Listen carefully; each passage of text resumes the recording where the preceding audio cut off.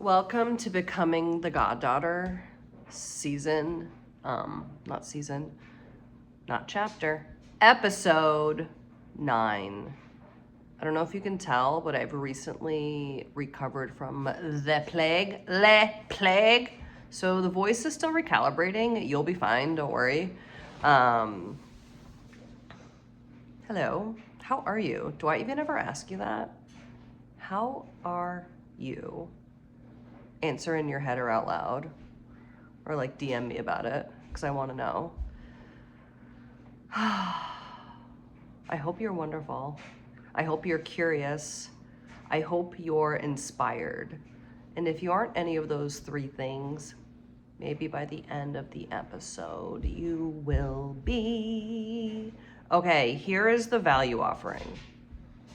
Because this episode is going to be short and potent.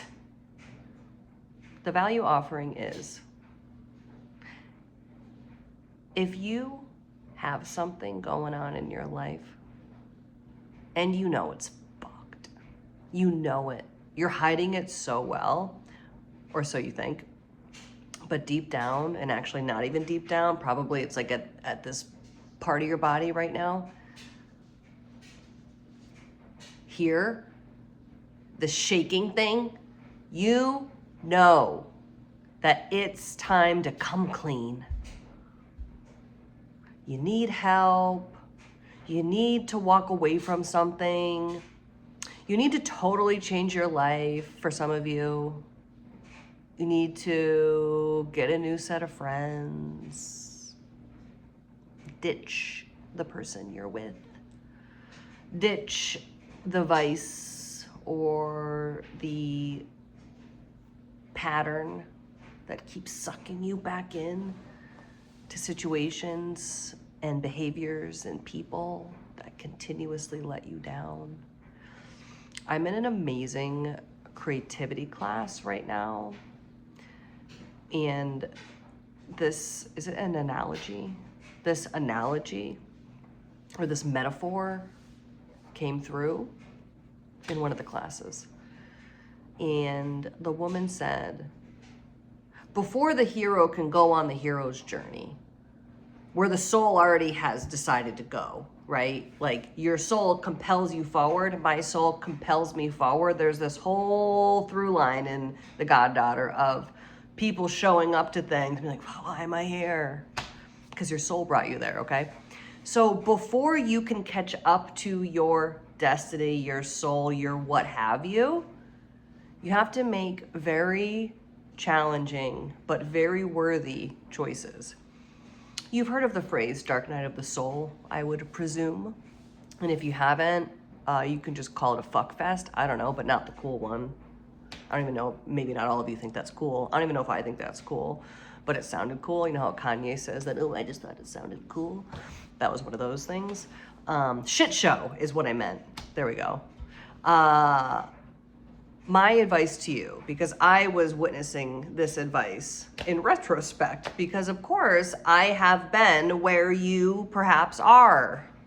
The main character in The Goddaughter is about to be in one of these moments where we wait for the building to be on fire before we decide, maybe I should call 911.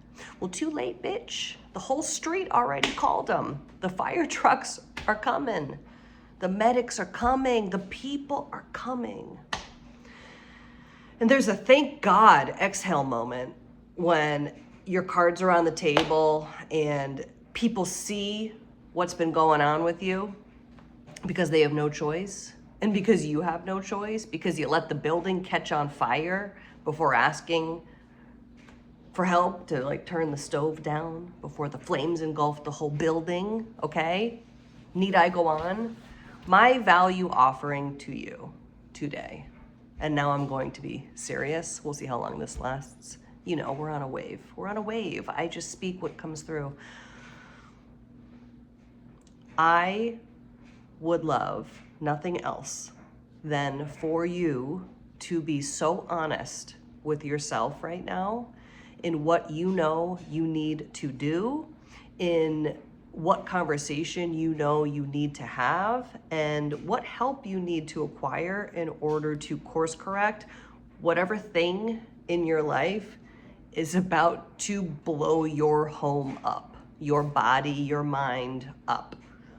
Because there's beauty in the shit show, because then everybody knows everything and you don't even have to deal with it because you are at rock bottom. But what if instead you chose to simply pick up the phone and tell someone what's going on? What if you just opened a journal and wrote to yourself the truth of what's going on? Because high performers, highly sensitive, creative people, all human beings really, we think that we have to be a certain way and show up a certain way. And we commit to that shell and version of ourselves so deeply because we were taught to, subliminally and directly. But there's another way. It begins with you actually being honest with what's going on. You can tell me. Tell your mom, tell your dog, tell yourself, tell somebody. Tell somebody what's going on and what you need before you blow up. You're gonna be fine either way, but you know what to do. Just do it. Why am I saying that again? Okay, into the story. Last time we left off with the beautiful prayer bench. That was dramatic. That was good shit. That made me emotional. I love being emotional, by the way. Being open to life's beauty and crying, not just when you're upset or scared, but when you are overwhelmed with the beauty of life and you are allowing yourself to feel every emotion. Holy shit, what a shift that you will experience. So again, we're going to dive into a scene that's it's close to where we left off, but we're not doing every detail, okay? You gotta wait for the movie. So as I inferred, or breadcrumbed, well, obviously I can't infer something that I know the answer to. I just know what's happening. You got a breadcrumb last episode of Via being kind of in this fake pedestal place where, you know, she's got the husband, she's got the kids, the family's back together, the gang's back together. She's working at the Corleone Foundation. Life is good. Whatever. Really what's happening is she has been immersed, engulfed in what the Corleone family has become. And let's do a quick character dive on our sweet, sweet Vinny. So, for the original Godfather fans, which I hope that you are here and happy to be here, you know, and for the newcomers, you will know as I speak to you, that Vinny had this fire, still has the fire, had this passion for loyalty and for family and for freedom and for just being feral in a way, but for the good of the family. So he was outside of his own family for a while, then pushed his way back in, and then was received. Then ultimately became the new Godfather at the end of Godfather 3. And it's interesting because we have a man who's so loyal to Michael and was so in love with Mary that the hatred and the fire that was used for protection of the family, where he stands, where he sits now, it has been warped by the very people that were once his enemy. Because, and when I say that, I mean, the Corleones were swiped. When you murder someone's daughter, there's not much gas left in the tank to stay on top. So what ends up happening in the years between Godfather 3 and The Goddaughter is Vinny still is the head of the family for the Corleones. However, he has been acquired by the people at the tippity top who had the hand in the murder of Mary, okay? He's become the man that he despised. So if you were, again, original Godfather fans, Joey Zaza, this like boisterous, charismatic, not flamboyant, but perhaps. Vinny hasn't become that character specifically, but there is a charisma to him now that is more manufactured, and it is protective, secretive, and many ingredients have been added to his original, raw, unfiltered personality. And, you know, it's interesting when you think about it psychologically. I don't know of a more brutal penance from the world, the universe, whatever, God, than to slowly become the person or the system or the power that you once loathed and swore you'd never be. And yet you're asked to play multiple roles at once. Vinny Corleone, and then the version of him that is on the puppet string.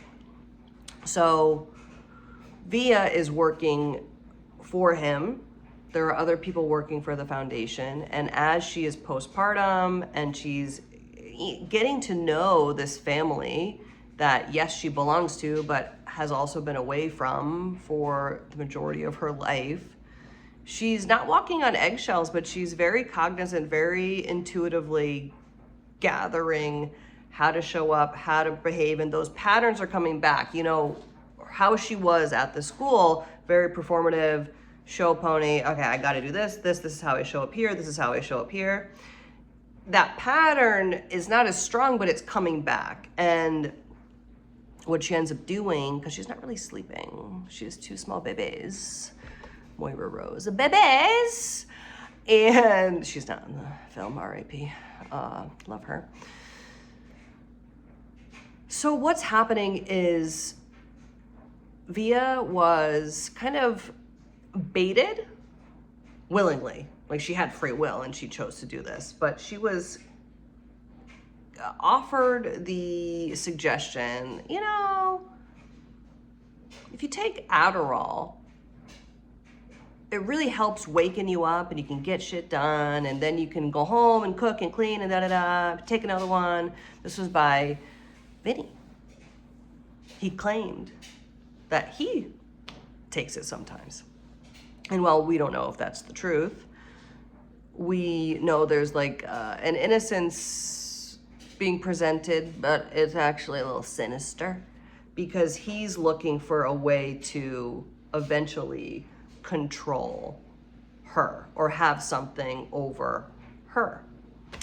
So she goes to the doctor, it's legal, she starts taking Adderall, and we're gonna fast forward to the demise that you can, of course, feel in your bones had to have happened.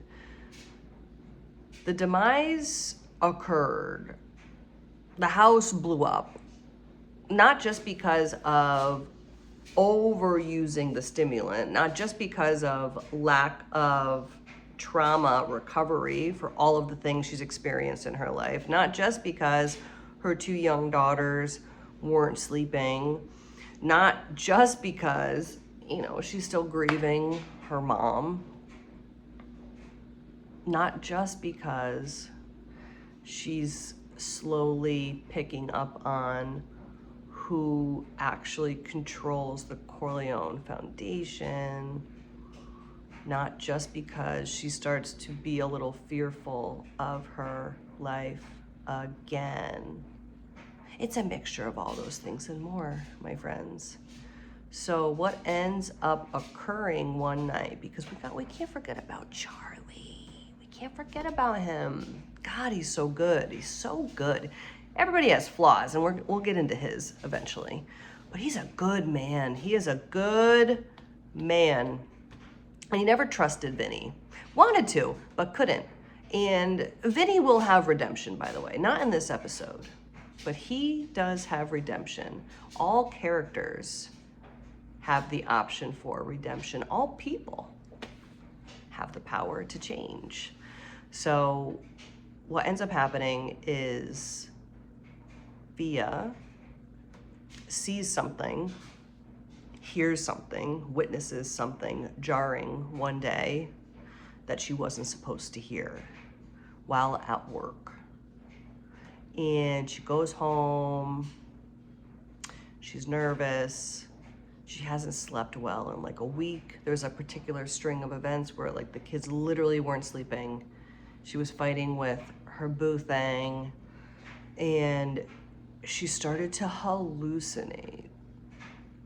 And she thought there were people that were contracted by Vinny in her woods outside her house. She woke up her husband, told him to get a weapon and to go take care of the people in the woods. There were no people in the woods, but given the intensity in which she described her assuredness on this fact, the whole house woke up, the kids were screaming, and then that led to Charlie contacting Joey Peppers because, as we all know, and as I've described, her father has his own set of vices and would not be the best to contact in the immediate for this operation. So an intervention is called, where we have Joey Peppers, we have Charlie, we have Vinny, we have Michael, we have her father, Anthony. And before the intervention begins, she knows like pretty quickly when she walks into her own home and everybody is all of a sudden sitting there, the gig is up.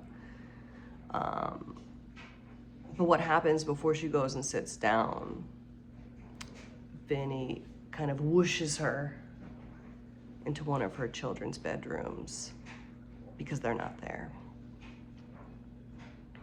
And he goes, "You gonna tell the truth?" And she knows what he means is the opposite. So she shakes her head. Yep. There's an interventionist there. They go through the dog and pony show. She is an open book. She admits to taking too much Adderall for what was prescribed. She goes through all the things that were untrue of what she was saying. And then when the conversation comes up of, is she fearful of Vinny? And again, there was a conversation that she overheard, even though she was, we'll call it high on life, but also high on this amphetamine. When she's asked directly, did that happen? And she's got all eyes on her. She says, no, it did not. I would love to go to bed now. So she told the truth. It actually was a lie, but you see the power of that. She walks to her bedroom. She lays down. There's always a radio going in her room. Little, what are those things? Because it's in 2012. What are those things? What are those things? iPod shuffle.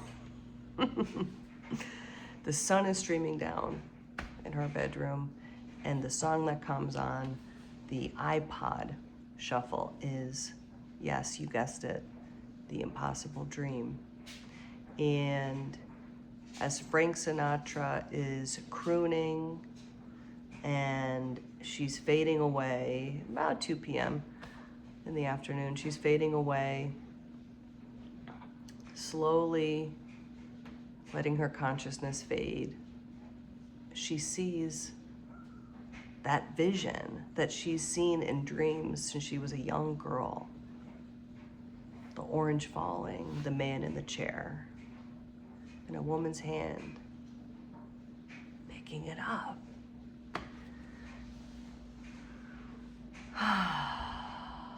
And as she drifts to sleep, the song continues, but the voice changes to Gavin DeGraw. And yes, Gavin DeGraw, again, hello. When you watch this, I know this is so fun of us. Isn't it so fun of us? Our story is amazing in real life. The voice changes to Gavin DeGraw's rendition of The Impossible Dream. And the audience is shown where this song has brought her from childhood to her future self and to where she is right now. And when she wakes, she knows the danger is not gone, but imminently she now has the time, the support, and the skills to get herself back to a state of true wholeness, clarity, and self-remembrance. Not who her family is, not what people outside of her are doing and saying and being, but who she is as a human, as a soul, as a vast presence in this family and in the world. And as she does that, and you'll have to come back to hear about it, as she does that, she realizes that she actually might be the goddaughter. So that was episode 9. Pretty good. I will say, so I am a therapist. I have tons of mental health professional friends, many friends in the wellness wheel, the intuitives, the psychics, the yogis, the holistic nutrition, badass gals and guys. If you are struggling, if you have something that needs to be paid attention to, reach out to somebody. And I'm not joking. If you want to talk to me, please do. I'll send you in the right direction. There is no moment too big for you. You are worth being seen exactly as you are. And the journey you get to go on after you allow that to happen is the experience of a lifetime. And remember that each soul decides a certain level of challenge and trauma to rise up in our human experience. You didn't do anything wrong. You were just playing the part that you wrote for yourself. And now you get to come to a state of consciousness where you realize you can pick up the pen now and write the rest of your story. Okay? Okay. Like, comment, subscribe. I'll see you next time.